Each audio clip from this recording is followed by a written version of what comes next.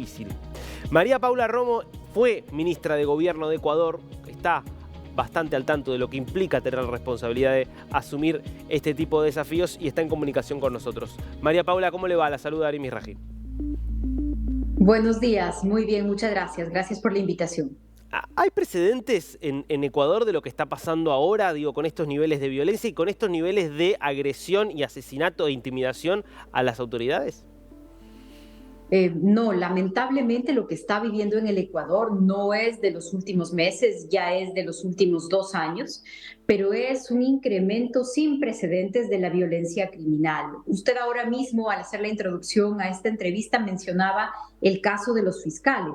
En el mismo distrito de Durán, hace 2 semanas, sufrió un atentado del que se salvó casi por milagro el alcalde de la ciudad a las horas de haber sido posesionado en su cargo. Entonces creo que esto debe entenderse en el contexto de una disputa que hoy mismo sucede en el Ecuador, una disputa por el control del territorio que hoy se da entre el gobierno estatal, el gobierno de las leyes, el de los agentes que están a cargo del Estado de Derecho y esa disputa por parte de las organizaciones criminales que pretenden el control del territorio. Creo que ese es el encuadre apropiado para entender lo que hoy está sucediendo en el Ecuador. Por supuesto, a lo que se suman algunas otras cosas, como por ejemplo una crisis política y de inestabilidad, que también contribuye, es causa y efecto de lo mismo que estamos viendo, y un incremento muy grande de la impunidad. Cada vez menos casos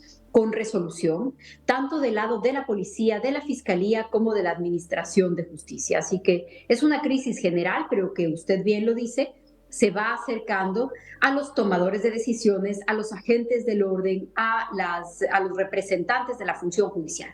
Ahora, está claro, toda la sociedad requiere protección por parte del gobierno, pero aquellos que tienen la enorme responsabilidad de, por ejemplo, tener que acusar y eventualmente, si se trata de jueces, condenar, si es lo que corresponde, a personas muy peligrosas que están causando un enorme daño sobre el país, ¿no deberían tener una protección especial? Y el hecho de que no la tengan como evidencia estos ataques, ¿refiere a qué? ¿Debilidad del gobierno o hay que pensar, y de las fuerzas de seguridad, o hay que pensar también en complicidad de sectores de la fuerza de seguridad con los criminales?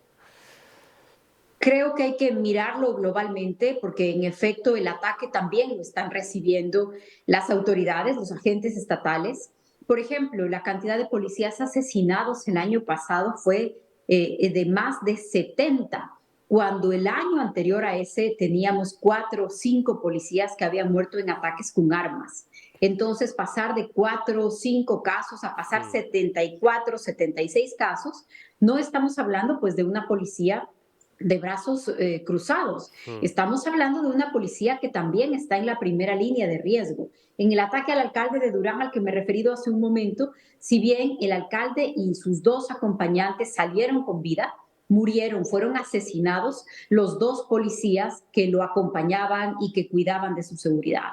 En el caso de fiscales, hemos visto casos como el que usted menciona, pero también lo hemos visto con otros agentes estatales. Entonces, creo que la discusión, por supuesto, la responsabilidad del Estado sobre la seguridad, en particular de determinados funcionarios y en general de la sociedad, es parte del debate. Creo que otra parte del debate tiene que ver con este régimen de impunidad, en donde también hay peligrosos mensajes políticos, y yo añadiría que el país debe discutir y debe enfrentar un cuidadoso proceso de depuración, porque lamentablemente, y así funciona no solo en el Ecuador, sino en otros países, pero cuando uno se enfrenta con organizaciones criminales tan grandes, con industrias criminales, en donde hay tanto dinero en juego, tantos intereses en juego, pues lamentablemente también los organismos estatales son contaminados.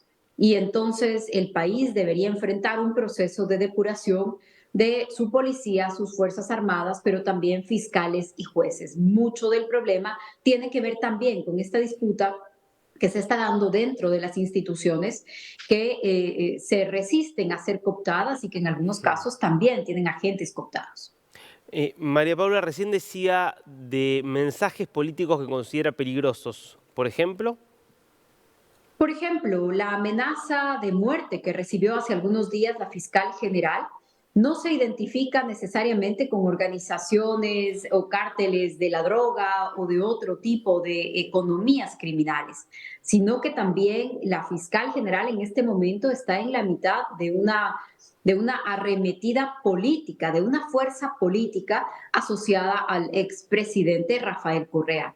Es él el que le repite todo el tiempo, vía Twitter me refiero, el que está condenado por algunos casos, el que tiene condena en este momento es el de Odebrecht, pero él es el que le repite a la fiscal que no tendrá en dónde esconderse. Él es parte de quien encabeza este tipo de amenazas, es una arremetida de su sector político que hoy mismo está cuestionando incluso los méritos por los que fue nombrada la fiscal hace 3 o 4 años. Entonces, creo que en ese contexto no solamente juega este gran incremento de violencia criminal, sino también esta arremetida de un sector político en contra de las instituciones judiciales en el Ecuador, y me refiero al expresidente Correa y sus sectores afines. ¿Pero usted cree que el correísmo estuvo detrás de ese video que le llegó al WhatsApp a la fiscal, donde directamente la amenazaba a su familia y a ella misma en su integridad física?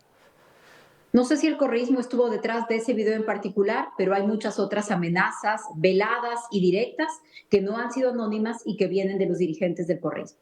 Hmm.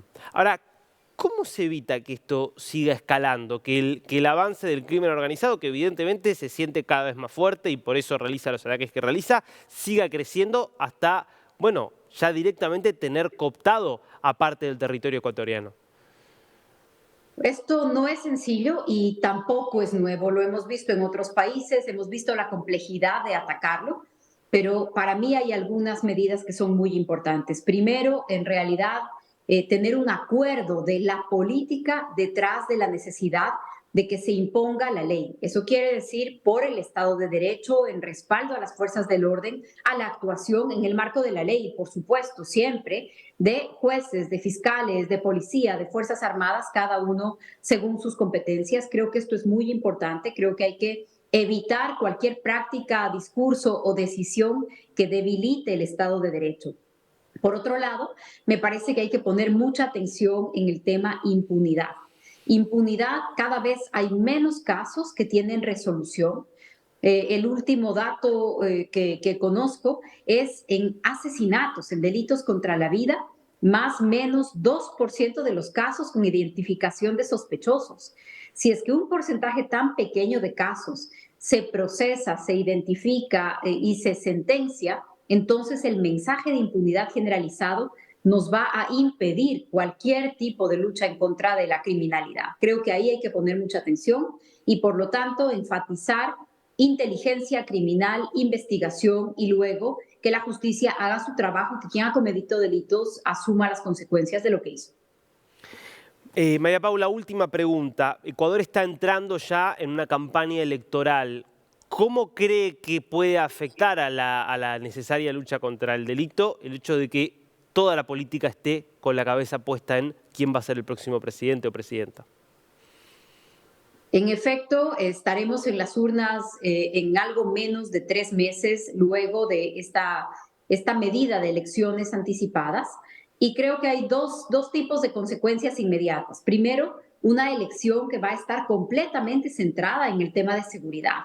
Y creo que el país se va a ver abocado a decidir entre propuestas más serias, con más experiencia, más profundas sobre el tema de seguridad, pero que también hay el riesgo de una campaña que casi caricaturice el tema de seguridad y nos lleve a diferir, a postergar las respuestas responsables a un asunto tan delicado. Por otro lado, también me temo que frente a la debilidad institucional que presenta la incertidumbre de un proceso como este, las organizaciones criminales se sientan todavía más prevalidas para avanzar en esta conquista, en esta disputa en la que se encuentran. Así que será un gran desafío que en este momento de incertidumbre, en este momento de expectativa, el Estado actúe con toda su fuerza y no permita distracciones, sobre todo en lo que tiene que ver con el tema seguridad y el asegurar el imperio de la ley. María Paula Romo, muchísimas gracias por este tiempo con DNews. Muchas gracias a ustedes. Buen día.